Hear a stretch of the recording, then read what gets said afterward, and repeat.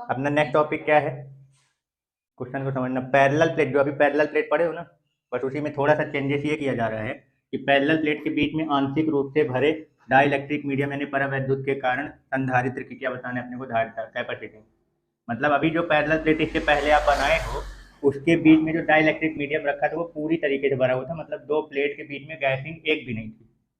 अब यहाँ पे पार्टियल फॉर्म में भरना है, मतलब कि पूरा कवर नहीं करना है, बीच में टी मोटाई का मान लो क्या कर देना है अपने को, कोई डाइलेक्ट्रिक मीडियम क्या कर देना है, रख देना है। बात समझ में आई, ठीक ना। तो बनाना अपने को वही है, पैरेलल प्लेट कैपेसिटर ही। तो चलो भाई कहानी चालू करते हैं इसको बनाने की, और इसमें समझते हैं कि इसमें क्या घटना घटित होगी, ठीक है ना। तो पैरेलल प्लेट बनाना है यानी समांतर प्लेट बनाना है, तो सबसे पहले आपको क्या करना पड़ेगा, एक प्लेट लो पहला वाला, जिसकी एरिया एरिया क्या है, ए मान लो। इसको आप क्या करो, चार्ज दे दो। चार्ज दोगे तो इसके पूरे सरफेस में चार्ज क्या हो जाएगा, बराबर मात्रा में डिस्ट्रीब्यूट हो जाएगा, ठीक है। चलो अब कैपेसिटर बनाना है तो इसके सामने दूसरा अपने को अनचार्ज लेके आना पड़ेगा, ये अनचार्ज कैपेसिटर लेके आओ, ठीक है ना। लेकिन अभी थोड़ा सा ध्यान रखना, रुक जाना अभी है।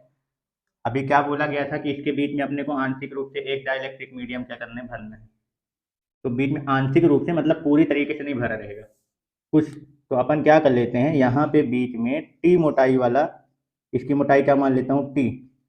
टी मोटाई का आप बीच में डाइलेक्ट्रिक मीडियम क्या कर दो, भर दो, परावैद्युत पदार्थ। क्लियर हो गया, कोई डाउट। ये आंशिक रूप कहलाता है, मतलब ये देखो पूरी तरीके से नहीं भरा, यहाँ बीच में यहाँ एयर है और ये बीच में ये मीडियम भरा हुआ है, ये मीडियम है, क्लियर, टी मोटाई का।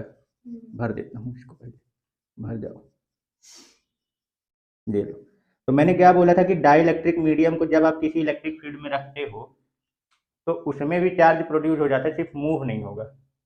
तो जो इंडक्शन की घटना है वो इसमें भी घटित होगी, समझ गए। यानी कि इस प्लस के कारण इसके पास वाले साइड में कौन सा चार्ज आ जाएगा, अपोजिट यानी नेगेटिव चार्ज इसमें भी आ जाएगा, ठीक है ना। क्लियर, इस पे कौन सा चार्ज आ जाएगा, माइनस चार्ज। और इसके दूसरे वाले सरफेस में पॉजिटिव चार्ज, यानी इधर साइड कौन सा चार्ज आ जाएगा, प्लस का चार्ज आ जाएगा, ठीक है, ये वाला।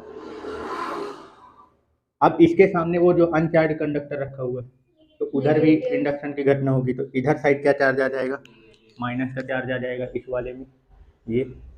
और इसके जस्ट अपोजिट प्लस का चार्ज आ जाएगा, ये लो।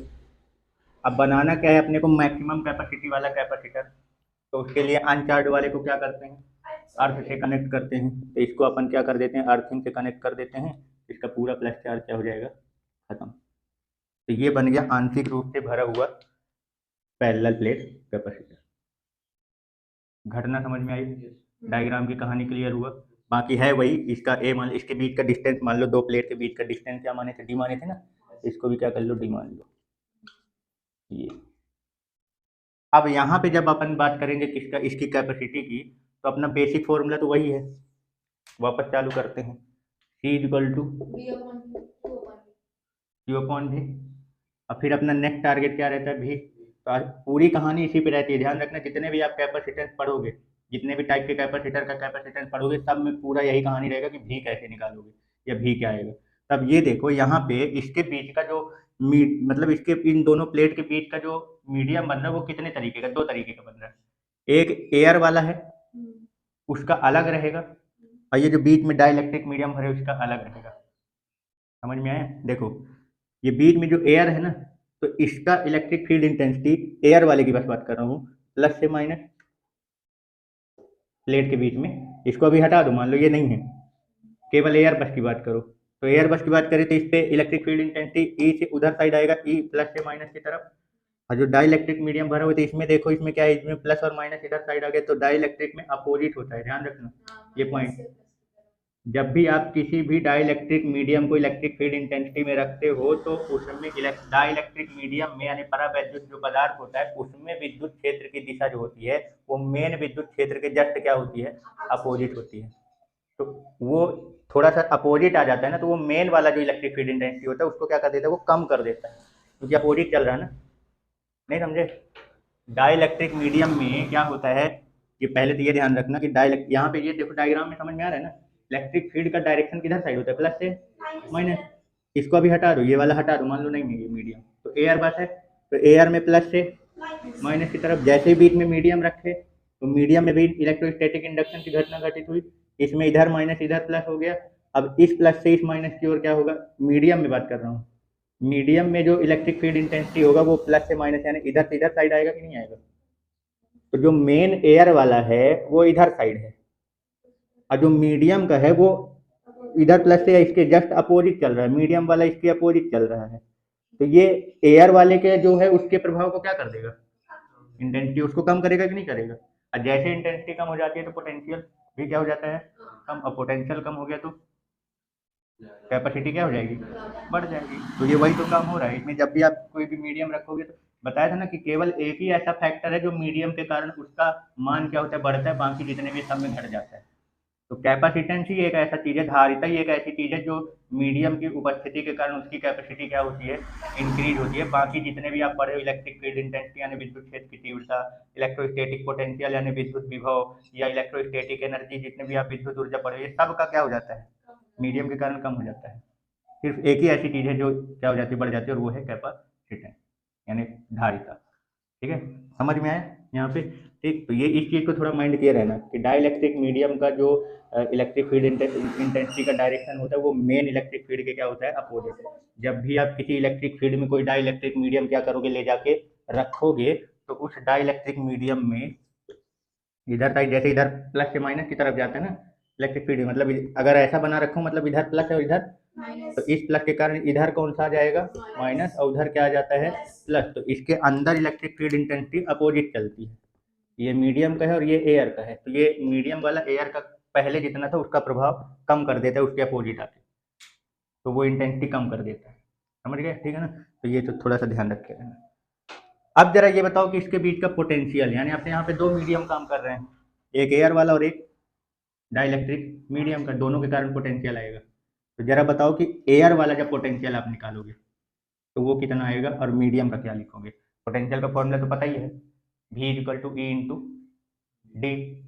ई क्या है, इलेक्ट्रिक फील्ड इंटेंसिटी, जिसके कारण जिसका पोटेंशियल निकाल रहे हो उसकी इलेक्ट्रिक फील्ड इंटेंसिटी, और डी बीच का डिस्टेंस। तो अगर हम सिर्फ एयर बस की बात करें, ये टोटल है ना, तो एयर बस की अगर बात करें, ए लिख रहा हूँ, ठीक है ना, एयर का, तो एयर की इलेक्ट्रिक फील्ड इंटेंसिटी आप क्या मान लो, ई ए मान लो। और जरा एयर वाला डिस्टेंस क्या लिखोगे, डी पक्का, क्योंकि अगर वो नहीं होता है तो डी ही ना है, कुछ दूसरा लिखना है, नहीं सर, पक्का ना। यहाँ पे डी माइनस टी लिख देगा, क्योंकि एयर जो है वो इस वाले बीच, इस वाले हिस्से में नहीं है, जहाँ मीडियम है वहाँ एयर नहीं है। तो अभी तो आप बोल के केवल एयर की वजह से, हाँ तो वही तो बता रहा हूँ, जहाँ मीडियम भर गया वहाँ एयर थोड़ी है, वो वाला हिस्सा हट बन जाएगा। ये टॉपिक क्या है, जब अपन इसके बीच में कोई मीडियम क्या कर देते हैं, रख देते हैं पार्टियल फॉर्म में, तो जब पार्टियल फॉर्म में रख दोगे तो पार्टियल फॉर्म के कारण ये वाला हिस्सा तो एयर का हट जाएगा ना, यहाँ एयर थोड़ी है, यहाँ मीडियम आ चुका है, वहाँ एयर का पोटेंशियल नहीं, मीडियम का पोटेंशियल काम करेगा। तो एयर खाली इन दोनों के बीच में एयर कहाँ पर प्रेजेंट है, डी में से टी हिस्सा निकाल दो, उतने बस में एयर है, यानी कि यहाँ पे जो डिस्टेंस है वो कितना है, डी माइनस टी है एयर का। कोई दिक्कत, क्लियर हुआ। अब जरा बताओ इसकी इंटेंसिटी क्या लिखोगे, ई इक्वल टू, अगर अपन इसका पृष्ठीय आवेश घनत्व यानी सरफेस चार्ज डेंसिटी क्या मान लेते हैं, सिग्मा है। बाकी पूरा कहानी वही है, पैरेलल प्लेट के जो पढ़े पूरा पूरा वही है, कुछ अलग नहीं है। बस यहाँ ये है कि मीडियम आ गया तो मीडियम का भी अलग से लिखना है, बस इतना यहाँ चल रहा है, बाकी पूरा वही चीज़ चलेगा। ठीक है, तो जरा बताओ इसमें ई ए की जगह क्या रखोगे, सिग्मा पॉन एप्सिलॉन नॉट ना। ठीक है, तो ये क्या हो जाएगा, sigma upon epsilon naught. Epsilon naught air की एब्सोल्यूट परमिटिविटी है, वायु या निर्वात की विद्युतशीलता, ठीक है ना। आइए डी माइनस टी लिखा रहने दो। अब सिग्मा की जगह भी अगर कुछ रखना चाहो तो पृष्ठीय चार्ज डेंसिटी रख दो, surface charge density Q upon A. तो ये एयर का क्या हो जाएगा, Q upon A epsilon naught, और ये डी माइनस टी। कोई दिक्कत, ये इनके बीच में जो गैसिंग है, एयर जहाँ है उतने बस का पोटेंशियल आया है। चलो अब इसके बाद इसका भी निकाल लो। अब इस मीडियम का बताओ क्या लिखोगे, जो डाइलेक्ट्रिक मीडियम रखे उसका भी तो पोटेंशियल होगा ना। अब इस मीडियम का पोटेंशियल बताओ क्या लिखोगे, हाँ इलेक्ट्रिक फील्ड इंटेंसिटी वही रखेंगे ना, ई इंटू, अब इसमें खाली इसकी टी मोटाई बस ने कवर किया है, तो इसका क्या लिखेंगे, E into T. Sorry D लिख दिया, ये टी मोटाई का मीडियम है और इलेक्ट्रिक फील्ड इंटेंसिटी बीच में ई है, ठीक है ना। तो ये क्या कर दो, मीडियम का एम मान लो, और ये अब इसका बताओ क्या रखोगे, इलेक्ट्रिक फील्ड इंटेंसिटी का फॉर्मूला मीडियम में। देखो ये जो बीच में अपन मीडियम रखे हैं ना, इसका भी अपन जो प्लेट ले रखे हैं उसी के एरिया के बराबर ये भी प्लेट है, इसका भी सरफेस में चार्ज डेंसिटी उतना ही आएगा जितना इधर आएगा, ठीक है ना। हाँ मीडियम है तो मीडियम का परमिटिविटी भी डाइलेक्ट्रिक कांस्टेंट भी यूज करते हैं, यानी कि यहाँ पे जो E equal to sigma upon epsilon naught use कर रहे थे तो ये एयर का था, लेकिन अब मीडियम आएगा तो मीडियम के साथ मीडियम तो डाइलेक्ट्रिक कांस्टेंट भी आ जाएगा के, यानी यहाँ पे क्या यूज हो जाएगा, सिग्मा अपॉन के एप्सिलॉन नॉट। क्लियर हो गया, जहाँ के क्या है मीडियम का डाइलेक्ट्रिक कांस्टेंट परावैद्युतांक, ठीक है। कोई डाउट, आगे वो टी लिखा है लिख दो। क्लियर हो गया।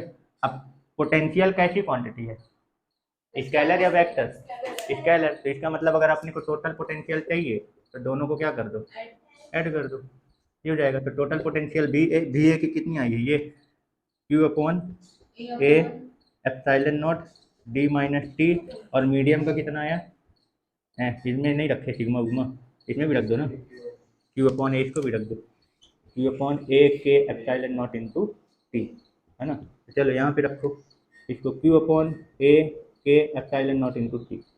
अब जरा बताओ इसमें क्या क्या कॉमन निकलेगा,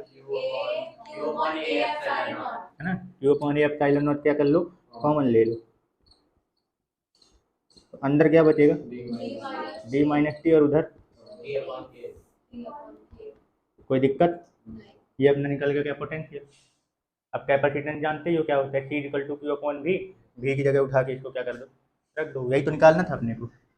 अपना मेन फॉर्मूला जो निकालना है, सी इक्वल टू क्या है, क्यू अपॉन वी कैपेसिटेंस, तो क्यू वो है जो अपन चार्ज दिए हैं, अब पूरी कहानी अपना पोटेंशियल पर होता है, तो ये पोटेंशियल आपने क्या कर लिया, निकाल लिया। अब उस पोटेंशियल की वैल्यू जो C equal to Q upon V है वहाँ पे क्या करना है अपने को, रखना है, ठीक है ना। तो कहाँ रख दूँ, रुक जाना है, ये जो भी अपना निकला है इसको क्या करो यहाँ पे रखो, तो सी इक्वल टू क्या होता है, क्यू अपॉन वी, ये क्यू रखा रहने दो, अभी की वैल्यू कितनी निकली है, Q upon A epsilon not D minus T plus T upon के, क्यू से क्यू, ए एप्सिलॉन नॉट कहाँ, के तो वहाँ है, चलो ठीक है, ए एप्सिलॉन नॉट कहाँ हो जाएगा ऊपर, बचा क्या D minus T plus T upon के। अगर इसमें से मान लो टी वगैरह कॉमन लेना चाहते हो तो पहले अगर माइनस, जब भी ध्यान रखना जब कॉमन लेते हैं तो फर्स्ट में अगर माइनस होता है तो माइनस भी कॉमन निकाला जाता है, यानी कि इसमें से माइनस टी कॉमन ले लो तो इसमें क्या बचेगा, वन, ये माइनस वाला प्लस में जाएगा और प्लस वाला माइनस में, तो यानी यहाँ से माइनस, और ये टी निकल चुका है तो खाली वन बस बचेगा, ये इतना आएगा नीचे। कोई दिक्कत, फॉर्मूला क्लियर हुआ। मतलब मेन जितने भी आप कैपेसिटेंस निकालोगे सब में आपका मेन टारगेट क्या रहेगा, पोटेंशियल को निकालना, ठीक है। तो ये आ गया अपना क्या, पैरेलल प्लेट के बीच में टी मोटाई का अगर कोई डाइलेक्ट्रिक कांस्टेंट रखा हुआ है तो उसका कैपेसिटेंस का फॉर्मूला क्या होगा, तो ए epsilon not upon D minus T into one minus के, या तो फिर डायरेक्ट ये वाला याद रखो, ठीक है। क्या हो जाएगा, ए एप्सिलॉन नॉट और इसकी जगह D minus T plus T upon के, वो तो कॉमन ले लिए तब ये बन गया। कोई डाउट यहाँ तक, ठीक समझ गए, तो फिर चालू हो जाओ। चलिए ये अपना फॉर्मूला बन गया काहे का, जब दो प्लेट के बीच में टी मोटाई का कोई डाइलेक्ट्रिक कांस्टेंट मीडियम क्या हो, डाइलेक्ट्रिक मीडियम रखा हो तब के लिए, है। अब यहीं पे अपन कंडीशन बना रहे हैं, पहला कंडीशन ये है, इसी फॉर्मूले से सारे कंडीशन अप्लाई करके निकालना है कि फॉर्मूले क्या बनेंगे, ठीक है ना। तो इसका पहला कंडीशन ये बोलूँ कि यदि प्लेट के बीच में केवल क्या हो, एयर हो, मतलब मीडियम मीडियम जो है वो क्या हो, एयर हो, तो एयर के लिए के की वैल्यू क्या होती है, वन होती है। तो जैसे यहाँ पे क्या रखोगे, वन रखोगे तो वन बाई वन करूँगा तो वन ही आएगा, और वन माइनस वन कर दूंगा तो जीरो, तो ये वाला हिस्सा पूरा क्या हो जाएगा, हट जाएगा, ए epsilon not upon D minus zero, ये वाला पूरा जीरो हो जाएगा, तो कितना बचेगा, ए एप्सिलॉन नॉट अपॉन डी। मतलब अगर दो प्लेट के बीच में मीडियम के रूप में एयर रखा हो तो उसका कैपेसिटी का फॉर्मूला क्या होता है, ए एप्सिलॉन नॉट अपॉन डी, ठीक है ना। चलो दूसरा कंडीशन ये है कि ये पार्टियल फॉर्म में ना भर के, टी मोटाई का पार्टियल रूप में भरे थे ना आंशिक रूप से, तो दूसरा कंडीशन अपना ये बना रहे हैं कि यदि इसके बीच में के डाइलेक्ट्रिक कांस्टेंट वाला डाइलेक्ट्रिक मीडियम पूरी तरीके से भरा हो, तो अभी इसी फॉर्मूले से बताओ क्या फॉर्मूला बन के आएगा, यहीं से हमने क्या बोला, के डाइलेक्ट्रिक कांस्टेंट यानी कि परावैद्युतांक वाला माध्यम पूरी तरह से क्या हो, भरा हो। ये मतलब ये जो मीडियम हम पार्टिकल फॉर्म से भर रहे थे डायलेक्ट्रिक, ये पूरी तरीके से अगर भर जाए, इसमें गैस एक भी ना रखूँ मैं, ये एक भी एयर की गैसिंग नहीं है, मतलब ये मीडियम पूरी तरीके से भरा हुआ है इसमें। तो इसी फॉर्मूले से कैपेसिटेंस का फॉर्मूला क्या निकलेगा बताओ, क्या करोगे? ये जो कंडीशन बोल रखा है इसमें क्या कुछ चेंजेस कैसे करोगे? वो तो एयर का है, ए एप्सिलॉन नॉट अपॉन डी। तो फिर अगर हम लोग इसका अगर पूरा का टी मानते हैं तो फिर डी के साथ क्या आएगा वो? इसको क्या बोले, फिर से बोलो। हाँ उसे मानते हैं अगर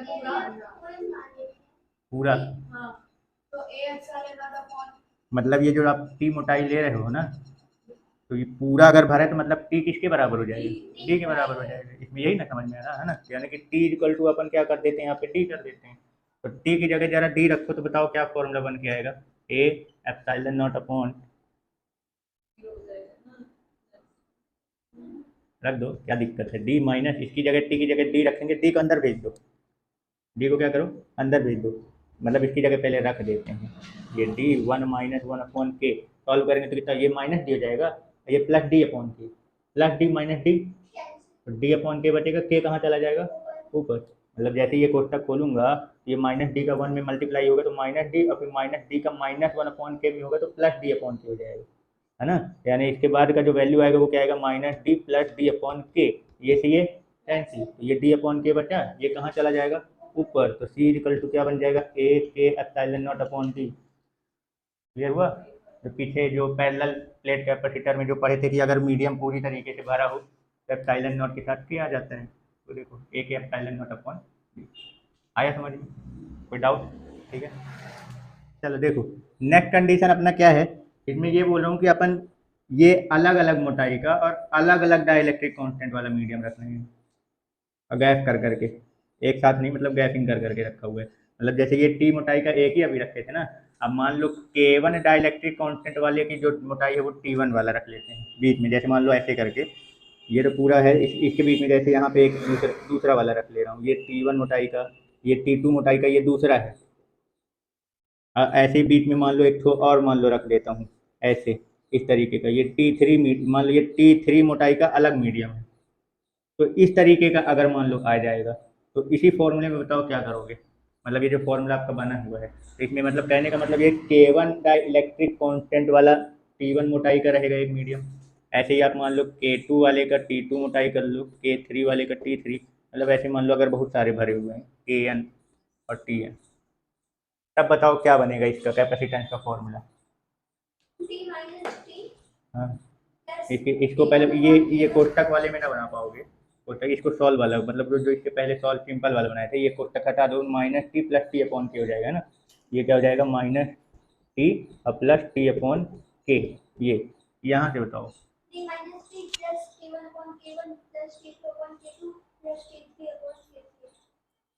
ये जो टी है ना यहाँ पे, ये अलग लिख रहेगा क्योंकि ये अलग है, तो जितने भी मोटाई के हैं सबको क्या कर लेंगे अपन, ऐड कर लेंगे, यानी T1 plus T2 plus T3, ये अलग है ना पूरा, ये टी मोटाई का आप इसको लिए हो, तो इसमें T1 T2 T3 जितने भी हैं तो उन सब को कवर करोगे तो सब मिल के कितनी बीच में कितना हिस्सा कवर कर लेंगे, जितनी उनकी मोटाई होगी, तो T1 plus T2 plus T3, यानी इसकी जगह पे क्या आ जाएगा फॉर्मूला, जब आप लिखोगे C इक्वल टू, तो ये ए एप्सिलॉन नॉट तो ऊपर रहेगा ही, ये डी तो दो प्लेट के बीच की दूरी है, उसमें तो कुछ चेंज होना नहीं है, वो तो यही रहेगा, तो ये डी रखा रहने दो बस। अब ये देखो यहाँ पे ये टी अलग से लिखा रहा है, ये टी क्या है, डाइलेक्ट्रिक कांस्टेंट एयर में जितना हिस्सा घेर के रखा हुआ है, तो हमने कितने सारे प्लेट लिए, T1 T2 T3, ये एयर में T1 मोटाई का हिस्सा घेर रहा है, ये T2 मोटाई का, तो सभी मीडियम के द्वारा टोटल कितना हिस्सा घेर लेगा एयर का, जितनी उनकी मोटाई होगी, तो सबको क्या कर दो, ऐड कर दो, यानी T1 plus T2 plus T3 plus जितने होंगे डॉट डॉट डॉट टी है, ये टी की जगह बता दो। अब आगे जाओ तो ये टी अपॉन के, तो T1 वाले का मोटा जो डाइलेक्ट्रिक कांस्टेंट है वो K1, ऐसे T2 वाले का T2 अपॉन K2, तो वो भी सब क्या हो जाएगा आपस में ऐड हो जाएगा, मतलब इसके बाद प्लस और दूसरा कोष्टक लगाओ, T1 upon K1 plus T2 upon K2 plus T3 upon K3 plus dot dot dot T N upon K, ये है। बस इतना चेंजेस हो इसमें, समझ गए ना, क्लियर हुआ, कोई कंफ्यूजन? तो ये इतने सारे नहीं देता, जब क्वेश्चन बनता है तो ऐसे दो दो मीडियम वाले ऐसे मान लो कि रख दिया दो अलग अलग मीडियम वाले, तब फिर क्या करेंगे?